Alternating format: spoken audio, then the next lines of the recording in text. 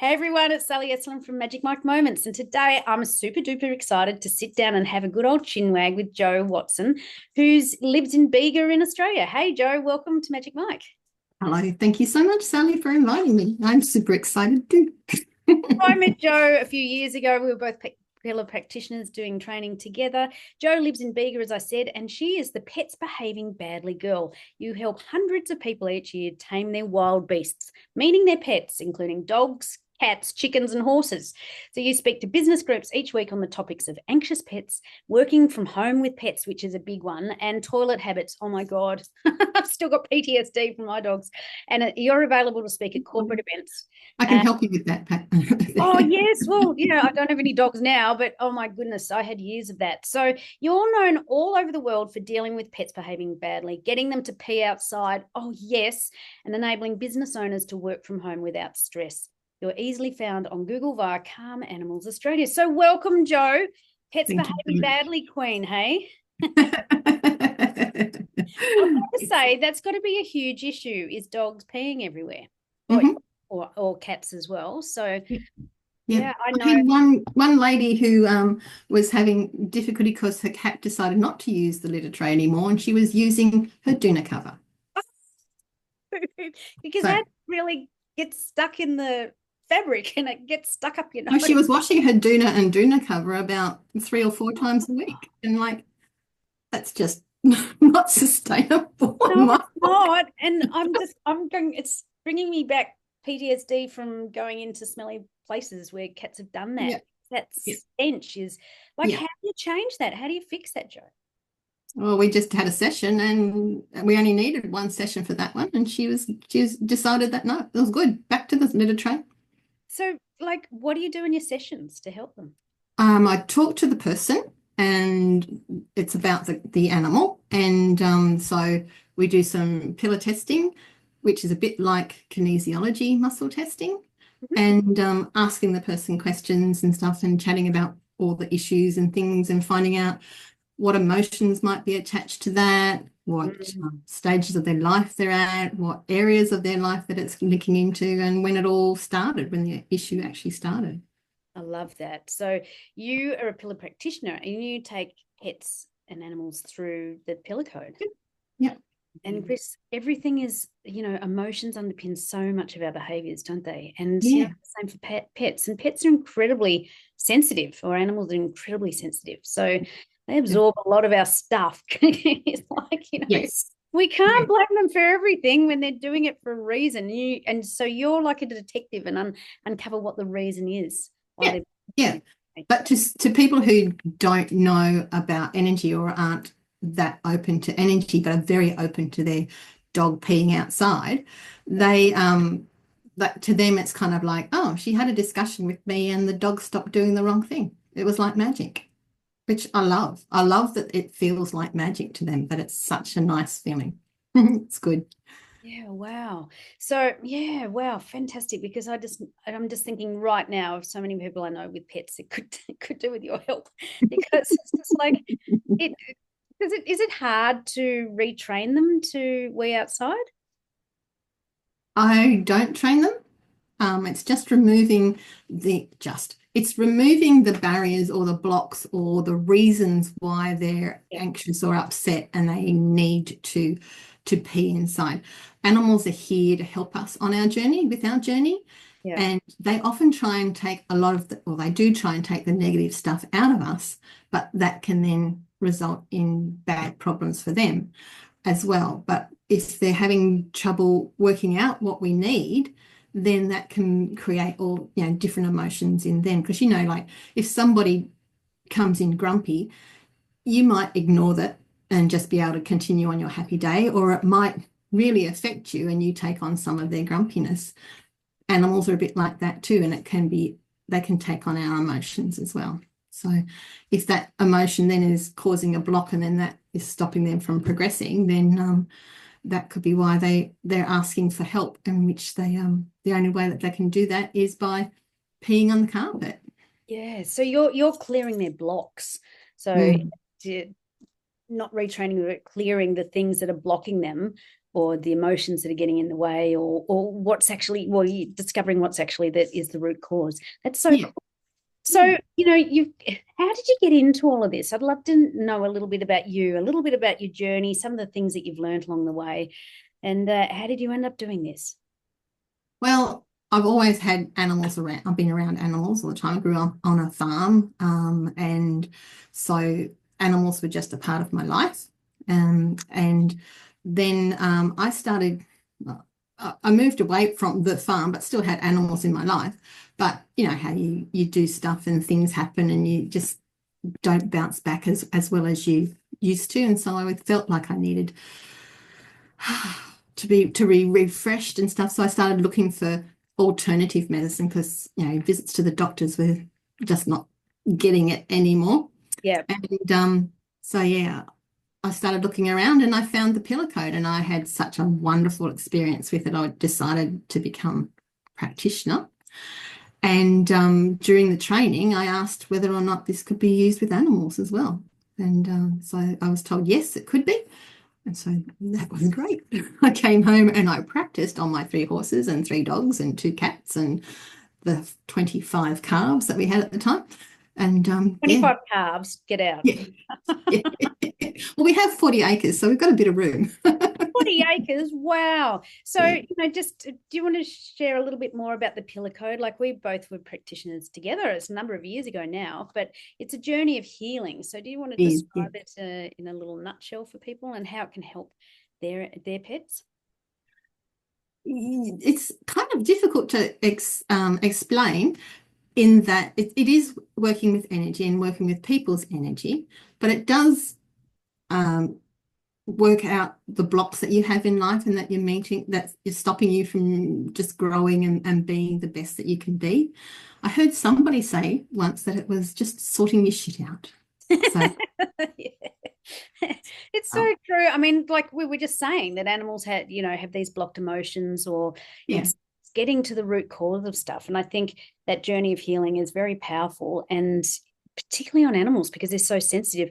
I know with dogs, when they absorb so much of your stress and they need to go out for a walk, or like I was saying before, that you can throw a ball and get the stuff out of them, because you can see them scratching up the wall, dogs, when they haven't had a walk, and they go insane.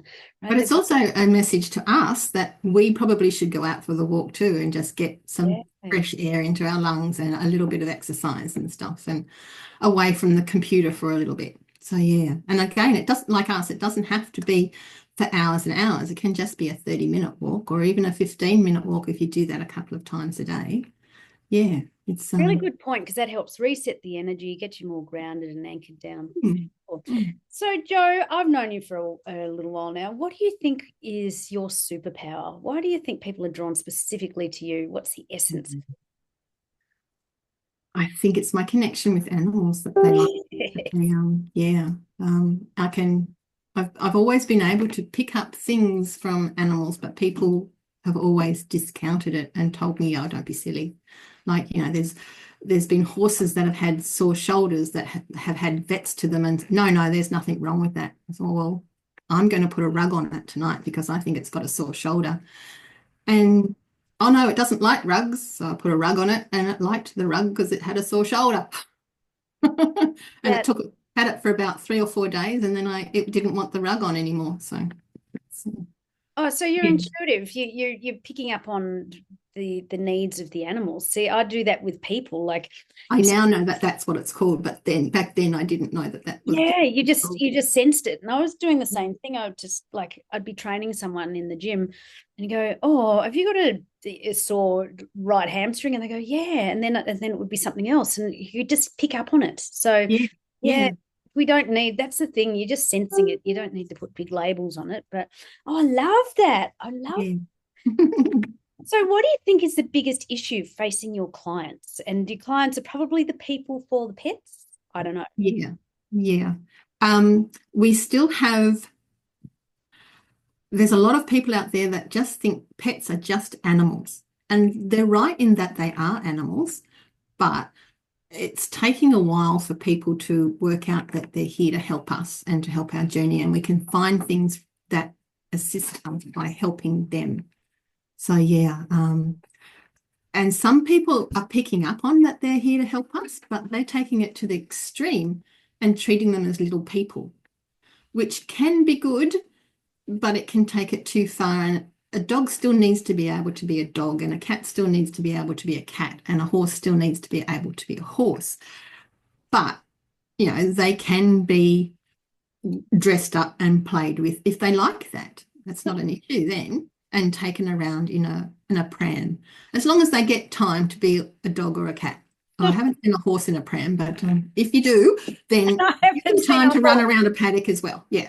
I know, because now I see particular prams for dogs, right? I see that often, and I get it when the dogs are elderly, so they can still get out there and walk. Yep. But Yep. we both know my nan through Yes. through some healing workshops we go to, and she used to have the bed next to her, a little dog bed next to her bed with a doona with a special pillows and everything, and sheets, and tuck the dog in, Georgie, at night, and then get him Yes. in the morning. So it makes me laugh when you say, treat them like little people. It's so true.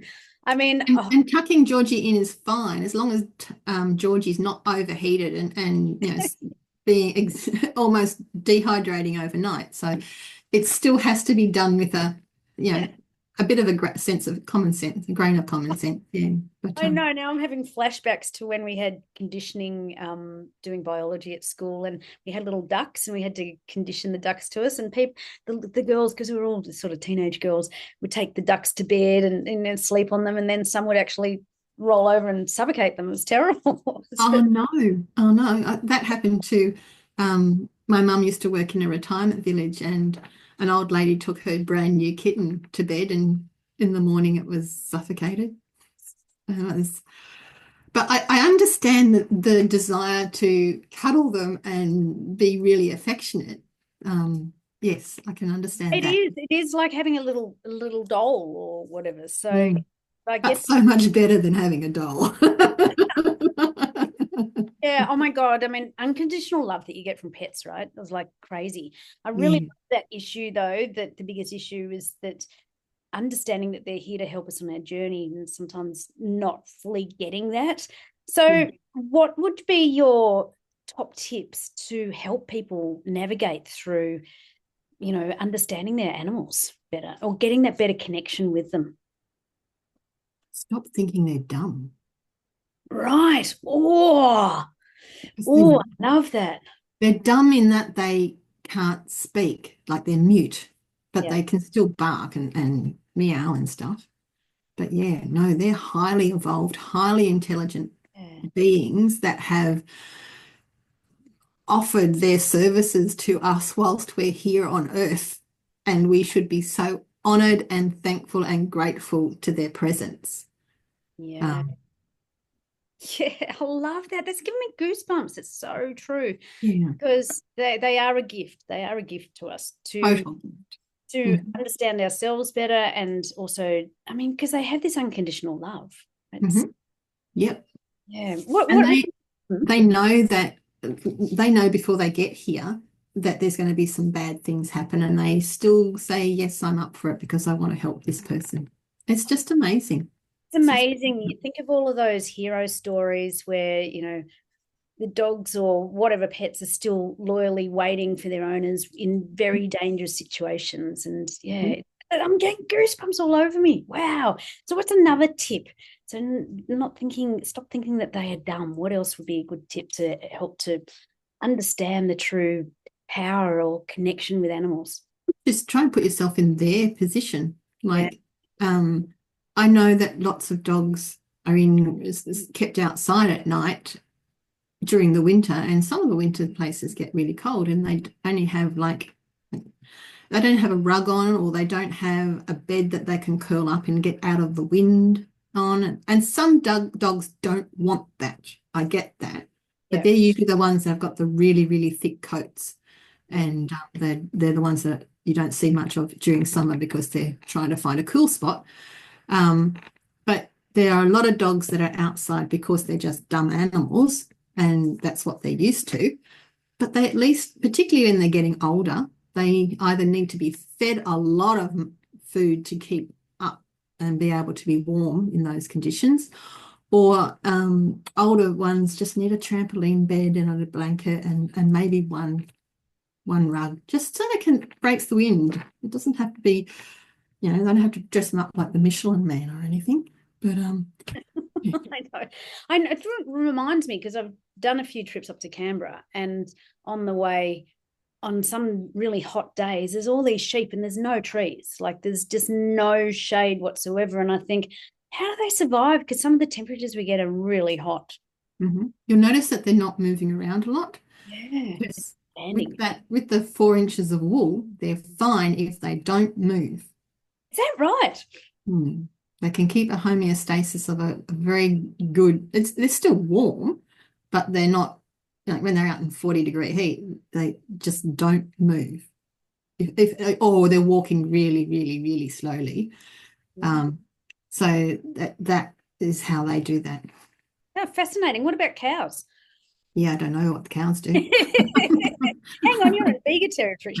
I know. I've kind of thought, well, they don't have a very thick coat, and I think they just sweat it out. Yeah. Wow. Yeah. Okay, I'm looking for one more tip. Ooh. Stop thinking that they are dumb.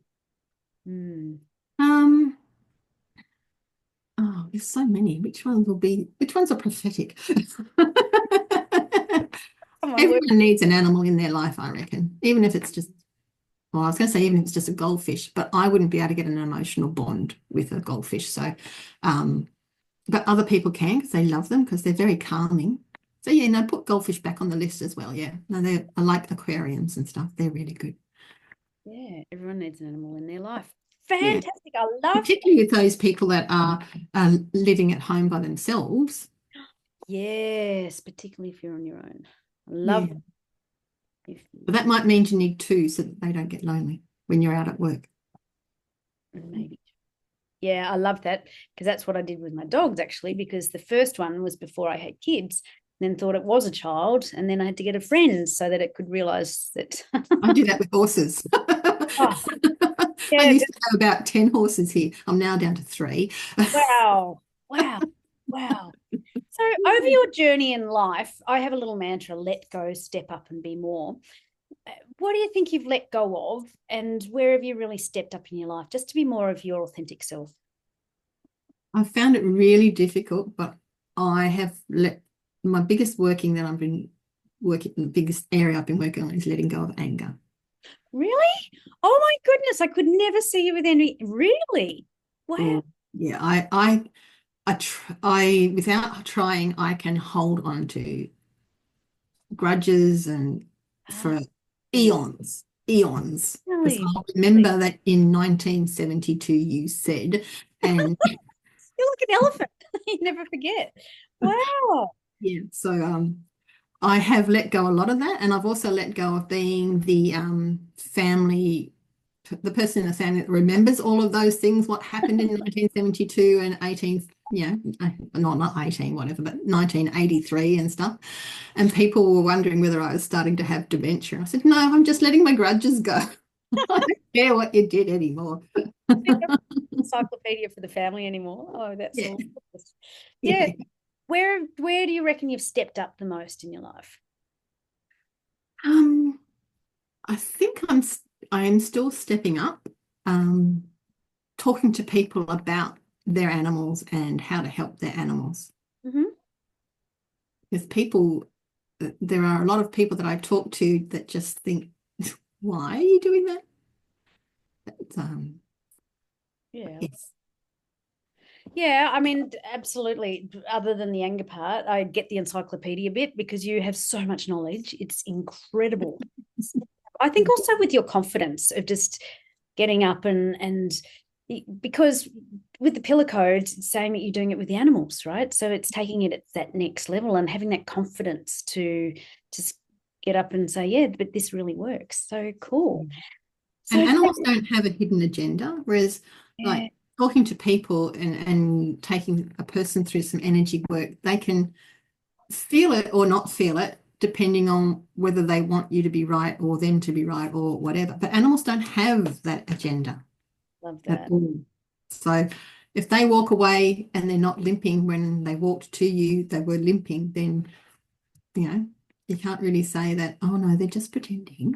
Yeah, yeah, yeah. Particularly if you think they're dumb animals and they can't pretend. Yeah, absolutely. I love that because, you and I both work with energy, and it's just understanding this energy, this connection with the animals. Like I do the energy connection with the clothes. So everything is energy. And, you're such an expert around, animals and calming them down and understanding why, understanding the why. It really is what it's all about. So, um, at the end of the day, what are you most passionate about? What gets you out of bed with a bit of a fly and you just, a bit of a spark in your pants, go, yeah, bring on the day? What is it that brings you the joy? Horses, doing the connection Horses. with horses, Sorry, horses. What did you say about that? having the connection with horses. It is so amazing. I've just started a new horse and, well, I started him 2 years ago. And we've just got to the stage where it's almost a seamless connection and you just feel like you're flying. You feel like you're one animal. And if I could bring that feeling to everybody in the world, that would be just so amazing. It's like when you're a kid and you don't care what the horse is doing, but you just go flat knackers. And yeah, you'll be able to pull it up maybe. If not, there's a fence down there, 3 kilometers down there. That's all right. Or it'll get puffed. You just got to stay on and let's go. Oh, I love it. Did you say you've been working on a horse for 2 years? I started him in oh no, it's not. It's only 18 months. Sorry. Yeah. I don't know anything about it. Does it take a long time? To actually get them to the point of riding, it can take like 6 weeks, depending on which training method you use. But then it's like us.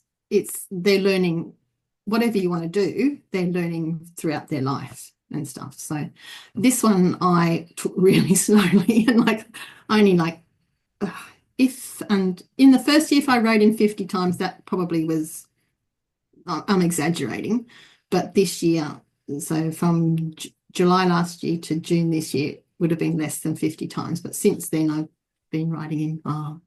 He would have been ridden at least 50 times this year. So I'm still not overworking him by any means, but he's just picking up everything. And I've got such a better connection with this one. He's just amazing. He's so good. He's so good. And the same time I met your nan, my granddad was there too. Yeah. And he sent me this horse. So. Oh, really? Oh, what a beautiful way to finish. So, Jo, where can people reach out to get hold of you? What's the best? Probably email, because phone coverage is a bit patchy around here. So email, which is jowatson0606@gmail.com. Mm-hmm. And via Google, I'm at Karm Animals Australia. Karm with a K, right? KARMANIMALS Australia. Yeah, brilliant. Well, thank you so much for being a guest on Magic Mike Moments. I absolutely thoroughly adored chatting to you and understanding more about pets and what's the www.thepillarcode.com. Of course, that website. Oh dear. Mental blank. Sorry. No, well, Jo is an amazing pillar practitioner, and particularly she can really help you with your animals. And when they're behaving badly and understanding what's really going on and getting down to that root cause, you are amazing. So thank you, Jo. Thank you so much for being a guest on Magic Mike. And catching up. So much fun. It's been great. Thank you so much. Well, let's do it again. Okay, thanks everyone for joining us, and we look forward to catching you again next week. Okie dokie. Over with that. We'll catch you later. Bye.